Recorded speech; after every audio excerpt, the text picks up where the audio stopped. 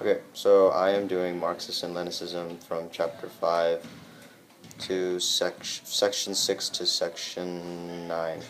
So, Section 6, Socialist Society and Human Behavior. In Marxist psychology, society through speech affects our behavior. Okay, and according to Nahum, most decisive in its influence on our thoughts, feelings, and behavior. So, our speech affects our behavior because, like, the way we communicate our thoughts and stuff. And human beings are distinguished from mammals by their social labor, their social communication, their social groups, their social acquisition and use of language, and by their involvement in the ideas, attitudes, morally, and behavior of their society. Section 7, Capitalism's Failure and Socialism's Success.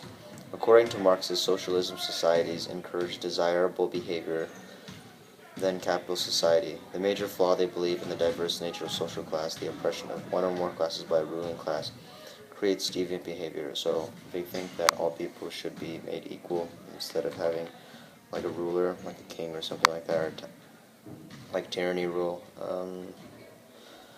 LP Wiva describes that the problem with the capitalist society that allows religious faith is the essence of it. Man is presented in a mystical way, the idea of the primacy of the spirit and a full non-acceptance of objectivity, a rejection of the real world in favor of God, the idea of a full non-acceptance of rejection of the real world in favor of God, the idea of a revolution within man through his spiritual renaissance based on religious faith. So, like, again, they don't want, like, you to, like, they don't believe in, like, focusing on just one person. They should probably just be like, all people are equal instead of having one God.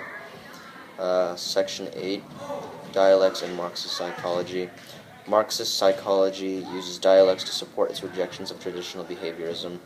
What that means is that our behavior is determined by the clash or struggle between our free will and the forces in our environment society. It was only with the development of Marxism that the full relationship between freedom and determination could be explained. So Marxist is like a way, like, you can, like, determine, like, the difference between freedom and determination. So yeah, because, like, you weren't, like, forced to do anything, you could do it on your own.